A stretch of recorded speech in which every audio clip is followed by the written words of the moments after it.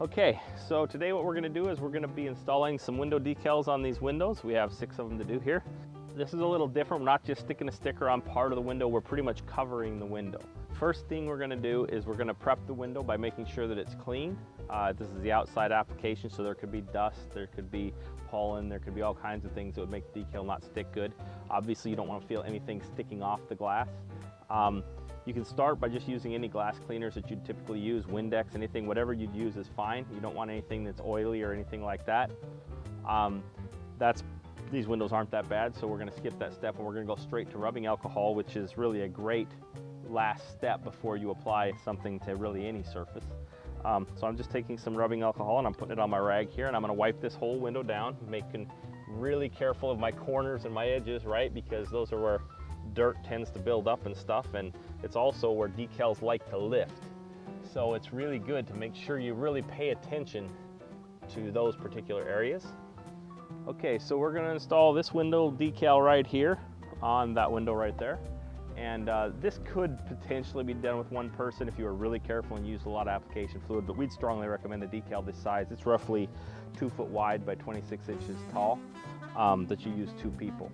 So the first step after we've cleaned it, which we've already done, is to douse it really good with application fluid and then remove the decal from the backing and put application fluid on it. But you do need to understand that on glass it's going to be really forgiving, but it's going to take a long time before you're going to be able to remove any tape. That's why we don't have any tape on this particular one. It's a very big decal and we don't have any tape. And again, with 2 people we can do this. If it was just me by myself, I would not remove all of the paper from the decal, leave just a little bit on there. So now what I'm going to do is I'm going to go ahead and I'm going to spray down the back of my decal.